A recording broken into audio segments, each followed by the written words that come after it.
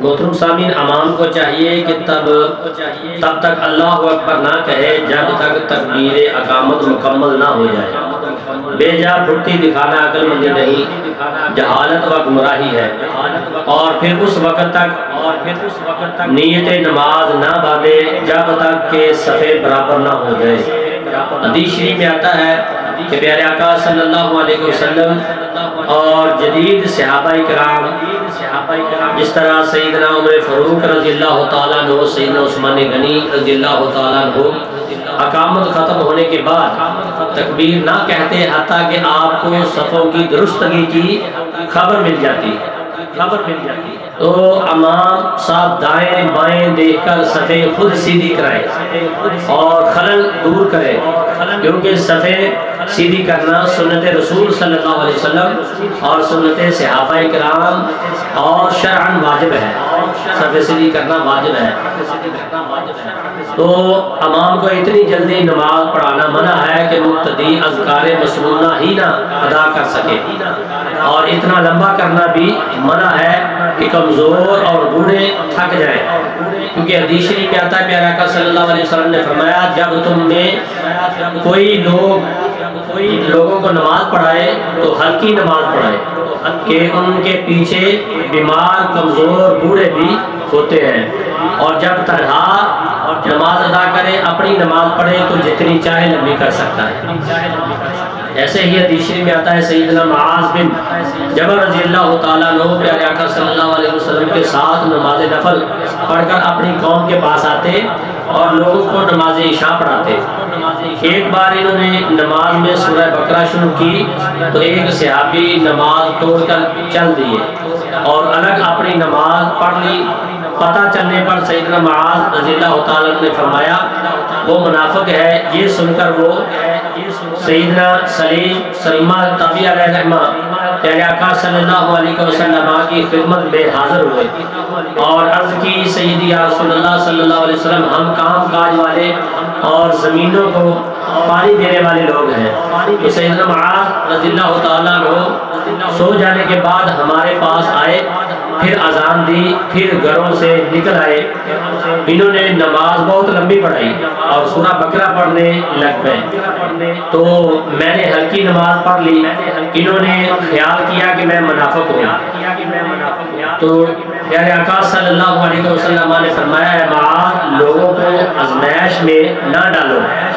یہ 3 بار آپ نے فرمایا، اور سورہ شمس اور سورہ اعلیٰ جیسی صورتیں پڑھا کرو، یعنی کہ چھوٹی صورتیں پڑھنے کا حکم ارشاد فرمایا۔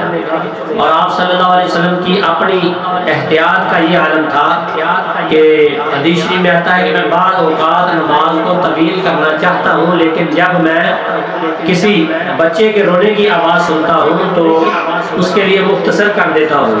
کہ اس کی ماں پریشان نہ ہو جائے۔ اس طرح حدیث میں آتا ہے کہ آپ صلی اللہ علیہ وسلم کی نماز اتنی مختصر اور مکمل ہوتی کہ کسی اور کی نہیں اتنی مختصر ہوتی۔ اس لیے حکم ہے حدیث شریف میں جب امامت کراؤ تو نماز مختصر پڑھو۔ تو لہذا امام کو چاہیے کہ جب جماعت کا وقت ہو جائے تو کسی چودھری، سیٹھ، نمبردار یا کسی تھانے دار اور کسی بھی صاحب منصب کا انتظار نہ کرے۔ اور اسلاف کا طریقہ تھا کہ جب 2 آدمی آ جاتے اور وقت ہو جاتا تو جماعت کھڑی کر دیتے اور تیسرے کا انتظار بھی نہ کرتے، اور جنازے پر جب 4 آدمی ہو جائیں تو 5ویں کا انتظار نہ کریں۔ حتیٰ کہ ایسی روایات بھی ہے کہ بعد موقع پر پیارے آقا صلی اللہ علیہ وسلم کا بھی صحابہ کرام نے انتظار نہ کیا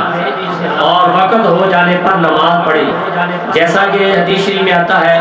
کہ ایک بار پیارے آقا صلی اللہ علیہ وسلم کو سفر میں نماز فجر میں طہارت کرنے کے بعد کچھ دیر ہو گئی تو نماز کا وقت ہو جانے پر صحابہ کرام نے سیدنا عبد الرحمن بن عوف رضی اللہ تعالیٰ عنہ کو امام بنا دیا۔ وہ نماز پڑھانے لگے۔ جب انہوں نے پیارے آقا صلی اللہ علیہ وسلم کی آمد کی آہٹ محسوس کی تو بوجھ تعظیم پیچھے ہٹنے لگے،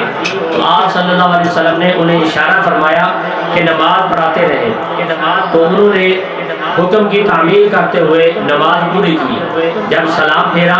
تو پیارے آقا صلی اللہ علیہ وسلم کھڑے ہو گئے اور وہ ایک رکعت پڑھی جو رہ گئی تھی۔ راوی نے بتایا کہ ہمیں اس پر خوف ہوا، مگر آپ صلی اللہ علیہ وسلم نے فرمایا تم نے اچھا کیا، اسی طرح کیا کرو۔ ایسے ہی ایک بار آپ صلی اللہ علیہ وسلم قبیلہ بنی عمر بن عوف کی صلح کروانے تشریف لے گئے۔ اس دوران نماز کا وقت ہو گیا تو سیدنا ابوبکر صدیق رضی اللہ تعالیٰ عنہ کو امام کر لیا گیا۔ پھر پیارے آقا صلی اللہ علیہ وسلم تشریف لے آئے، لوگوں نے تالیاں بجا کر آگاہ کیا تو سیدنا ابوبکر صدیق رضی اللہ تعالیٰ متوجہ ہوئے، کیونکہ آپ نے نماز سے فراغت تک کہیں توجہ نہیں فرماتے تھے۔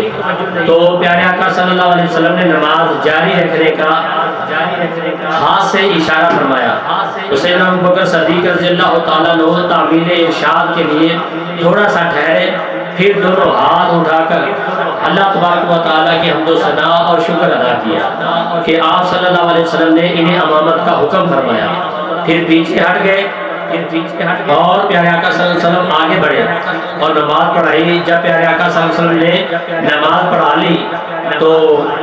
ارشاد فرمایا کہ ابوبکر صدیق رضی اللہ تعالیٰ عنہ سے فرمایا میرے اشارے پر تم اپنی جگہ پر کیوں نہیں ٹھہرے؟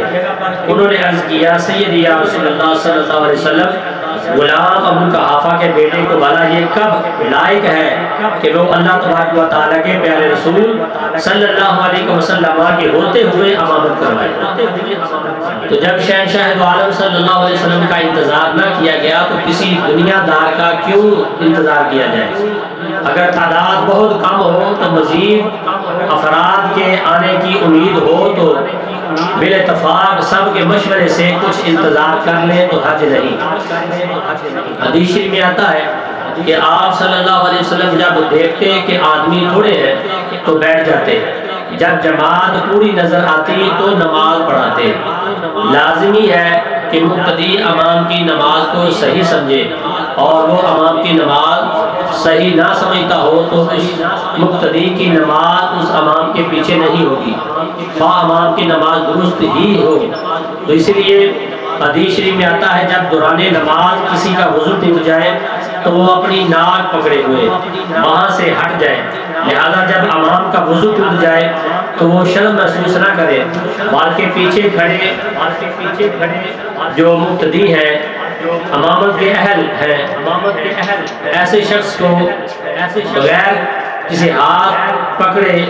اپنی جگہ خلیفہ کر دے اور خود ایسا محسوس کرے کہ جیسے نصیر ٹوٹ گئی ہو، اسی طرح ناک پکڑ کر پیچھے چلا جائے اور اپنے خلیفے کو آگے ڈھک دے اور دوبارہ وضو کرے۔